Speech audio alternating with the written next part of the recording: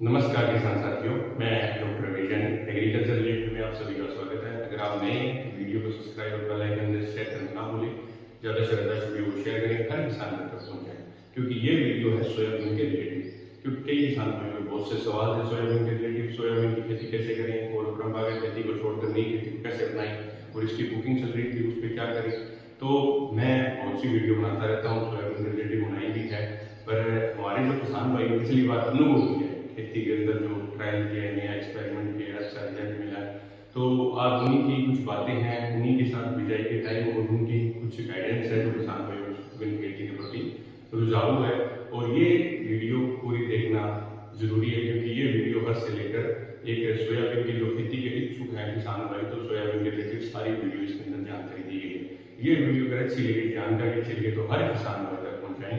ये वीडियो हमारी सोयाबीन की खेती के रिलेटिव है, नहीं प्रोवाइड को चेन और बढ़िया प्रारूप देना। तो धन्यवाद जी। मैं प्रयास कर रहा हूँ सोयाबीन पे, लेकिन जिन किसान भाइयों ने पिछले साल या उससे पिछले साल इस प्रारूप में खरीफ की फसल के अंदर मूंगफली कह लो, मोठ कह लो, उड़द कह लो, अरंडी कह लो, जिन किसान भाइयों ने 1 बीघा लगाई थी और वो आज 5 बीघे लगा रहे हैं या 10 बीघे लगा रहे हैं, उन किसान भाइयों को अभी से मैं शुक्रिया अदा करना चाहता हूं कि आपका सहयोग भी बराबर चलता रहे। उन फसलों पे, मैं इस फसल पे चल रहा हूं। मिलजुल के अपने इन 4-5 फसलों को अगर कर लेते हैं तो ये मान के चलो परंपरागत खेती में आधा अपने इस प्रारूप में ले आए तो आधी खेती ये कर लेंगे, आधी अपने परंपरागत कर लेंगे। जैसे अपने नरमा मान लो, ग्वार मांग लो, मूंग मांग लो और मोठ मान लो।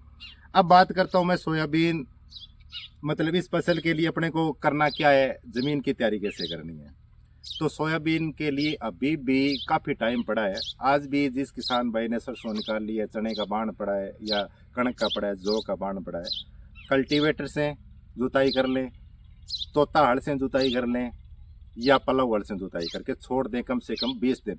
20 दिन अगर हवा उस चीज़ के अंदर जाएगी ना, तो अपने को नाइट्रोजन की समस्या नहीं रहेगी। और कोई किसान भाई अगर कहे कि मैं तो केवल कचरा निपाड़ना है, रोटावेटर मार के सीधा मैं पानी लगा लूंगा, अब ज़मीन मेरी हो गई, तो मैं इस चीज़ को रिकमेंडेशन बिल्कुल ही नहीं दूंगा। रोटावेटर मत लगाना, आपकी सोयाबीन की खेती नहीं होगी। हाँ, पहले आप कल्टीवेटर मार लेना, ऊपर से अगर दगड़ फोड़नी है आपको, रोटावेटर चला लेना, कोई दिक्कत नहीं आएगी। क्योंकि उसके अंदर फिर अपने बात करते आगे पानी, जिस दिन आप रूनी करो तो जितना आपको मानकर चलो कि आपके खेत के अंदर 4 बीघा रकबा पीने वाला है, तो आप कम से कम 3.25 बीघे रकबा पाना पूरी अपने को रूनी पानी छड़ करके पानी है। क्योंकि हो सकता है मानसून लेट आ जाए, प्री मानसून लेट आ जाए, पानी की कोई दिक्कत आ जाए, तो अपने प्रॉपर जिस चीज़ में अगर रूनी भरी हुई है ना, तो अपने को इस चीज़ में आगे दिक्कत नहीं आएगी सोयाबीन से संबंधित। और इसका बिजाई का जो उपयुक्त समय रहेगा वो 1 जून से लेके 10 जुलाई तक इसका उपयुक्त समय है। बीज की मात्रा माने तो अपने एरिया के अंदर 15 किलो ही रिकमेंड की गई है। बहुत सा एरिया है, मध्य प्रदेश का कह लो, गुजरात का कह लो, अपने कोटा, बूंदी, बारा, भीलवाड़ा, बांसवाड़ा, जहाँ पे इसकी खेती होती है, वो कह रहे भी 25 से 30 किलो, क्योंकि उनकी ज़मीनें धीरे धीरे बंजर हो गई है, क्योंकि वो 20 से 25 सालों से इस फसल का ही उत्पादन ले रहे हैं और उनके पास कोई ऑप्शन नहीं है। तो अपने को बीज जैसे डॉक्टरों से कंसल्ट की है, यूनिवर्सिटी से बात की है, वो डॉक्टर लोग ये बोल रहे हैं कि मतलब ठीक है, अपने एरिया के अंदर इसको 15 किलो में रखना, क्योंकि अपना नहरी एरिया अपने पानी लग जाएगा। अगर जनरेशन सही हो गया तो अपने 15 किलो ही बहुत ज़्यादा मतलब अपने इस चीज़ के अंदर रहेगी। और अब बिजाई से पहले की अगर बात करें, आपने रूनी लगा दी, पलेवा करके पाड़ सोगा करके आपने छोड़ दिया, अब अपने को बिजाई करनी है, तो बिजाई से पहले अपने को क्या डालना है, तो उसके लिए मैं रिकमेंड करूँगा सुपर कोरोमंडल की ग्रो प्लस। वो सुपर आप ले लें, कम से कम 40 से 50 किलो एक बैग तक आप इसको नीचे डाल लें। उसके साथ में JU कंपनी का आता है इकोमैक्स जी, जो माइक्रो राजा है। माइक्रो राजा बहुत सी कंपनियों के आएंगे जो अपने सिंचाई पे दे सकते हैं, पहली सिंचाई पे।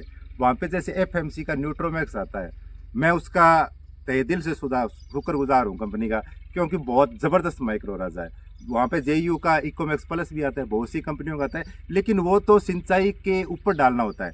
अब अपने को अगर इकोमैक्स जी एक ही माइक्रो राजा ऐसा मेरे को लगा कि जो अपने सिंचाई से पहले, बिजाई से पहले डाल सकते हैं। अब अपने बिजाई कर दी 15 जून की मान लो, या 18-20 जून की, और 1 महीने बाद बरसात आ गई, सिंचाई तो अपने की नहीं, लेकिन अगर अपने इकोमैक्स जी डाला हुआ है ना, तो अपने को कोई दिक्कत नहीं है और कोई चीज़ अपने को डालने के बाद में जरूरत नहीं पड़ेगी।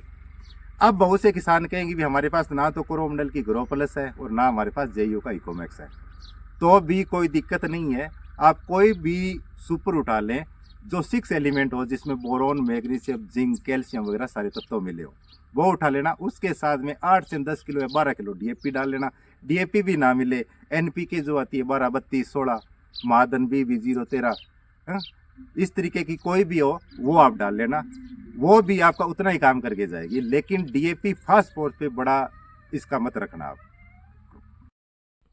बिजाई से पहले का मैंने आपको बता दिया। अब बात आती है बीज उपचार की। वहाँ पे किसान सबसे ज़्यादा मार खाता है, क्योंकि कोई भी मैंने देखा है 90-95% किसान बीज उपचार करते ही नहीं है।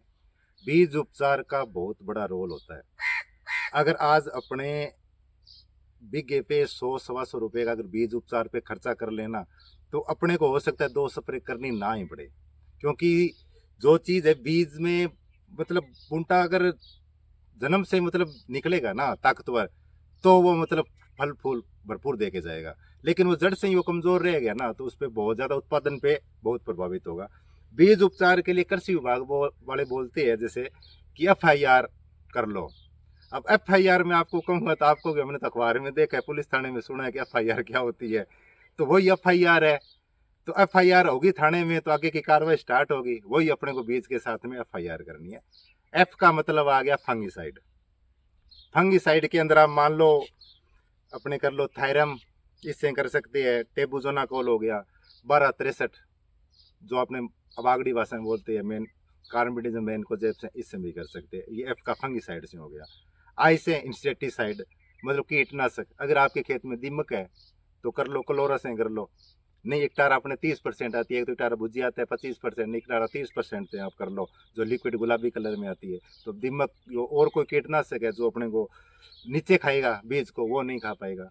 R का मतलब है राइजोबियम, एजोबैक्टर जो बोलते हैं। इन सब चीज़ों का क्या है कि ये फसलें इनके अंदर गांठें बनाता है। जैसे अपने मूंग की बात करें, ग्वार की बात करें, मोठ की बात करें, सोयाबीन की बात करें, या दलहन वाली कोई फसल है, इनकी जड़ों के अंदर गांठें होती है। इस उपचार का एक ही काम होता है, उन गांठों की मात्रा बढ़ाती है। वो गांठ मतलब नाइट्रोजन पैदा करती है। किसानों से संबंधित बात करो, नाइट्रोजन मन यूरिया, जितनी ज्यादा गांठ उतनी ज्यादा यूरिया। मतलब नीचे अपने सब कुछ दे दिया ना, तो ऊपर से इन फसलों में अपने को यूरिया देनी ही नहीं है, क्योंकि अपने को तो गांठों को बढ़ाना है। गांठों की अगर 10 गांठ है, अपने 20 कर ले, तो उतनी ज़्यादा नीचे यूरिया पड़ी, अपने को यूरिया देने की आवश्यकता ही नहीं है। अब ऊपर वाले दो बताए F और I, इसको पहले मिला लेना, दोनों को आधे घंटे बाद राइजोबियम, उससे मतलब उपचार कर लेना। अब किसान भाई के हम तो बहुत ज़्यादा आलसी है भाई, 2 तरीके से इसको नहीं कर सकते।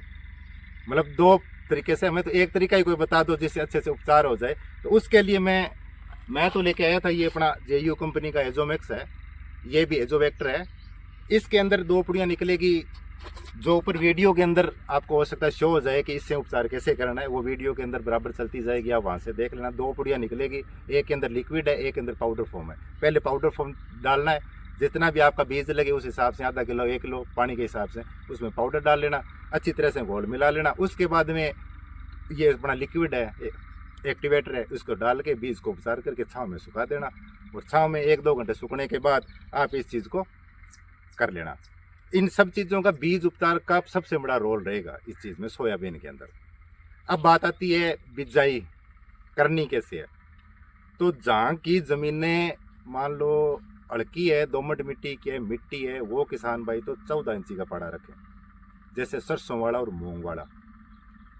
और जहाँ की ज़मीनें थोड़ी पक्की है, जैसे अपने बात कर लें नाड़ी बेल्ट की, जहाँ पे दरारें आ जाती है ज़मीन के अंदर, वहाँ किसान भाई इसको रखें 18 इंची, 20 इंची, 24 इंची तक भी आप रख सकते हो, क्योंकि वहाँ पे सबसे ज़्यादा आएगी कचरे की समस्या।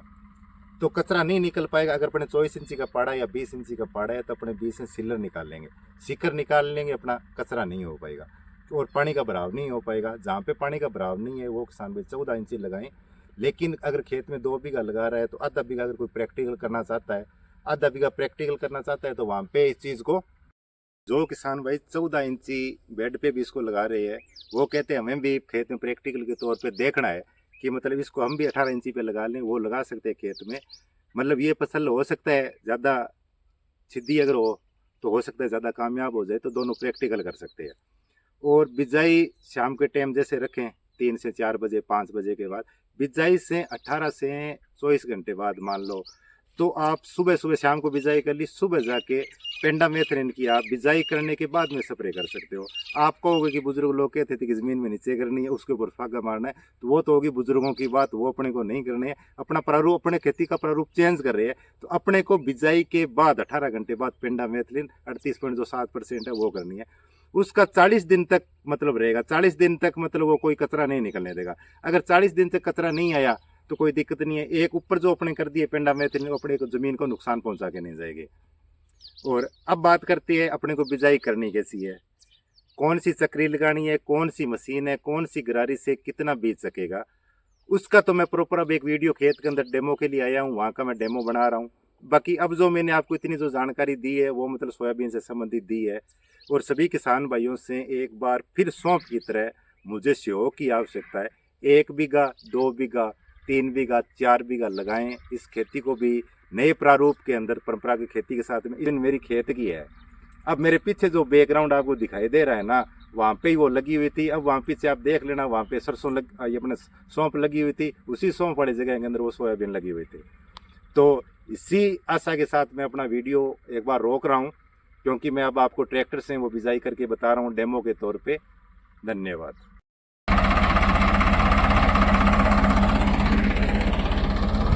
ट्रैक्टर की रेस 9 से 10 पहले गेयर के अंदर।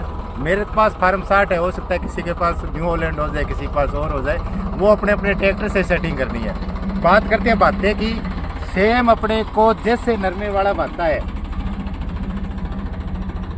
2 से 2.5 उंगल, बस इतनी अपने को इसको मिट्टी रखनी है। सेम अपने नरमे वाला मान सकते हो, इससे ज़्यादा मिट्टी ना पड़े। इससे ज़्यादा मिट्टी पड़ेगी, हो सकता है बरसात आ जाए तो ये फसल कुंड हो सकती है, अपने को दोबारा बिजाई करनी पड़ सकती है, लेकिन हो सकता है नाम भी करनी पड़े। अब जो ट्रैक्टर चला गया वो मशीन बिट्टी मशीन थी, उसके अंदर आगे वाले 7 तोवे जो अपने चने वाले तोवे होते हैं उस तोवे पे, और जो अपनी गरारियाँ है वो सबसे स्पीड वाली जो गरारी है उस गरारी पे अपना ट्रैक्टर चल रहा था, अपनी मशीन चल रही थी। उसके अंदर मान के लिए 14, 15, 16 किलो तक बीज आ जाएगा। बीज की आप वीडियो पीछे देख लिए कितने बीज आ रहे हैं, एक में 2 से 3 दाने, 4 दाने इतने आ रहे हैं, तो कोई दिक्कत नहीं, इस फसल को इस तरीके से अपने बेच सकते हैं। धन्यवाद।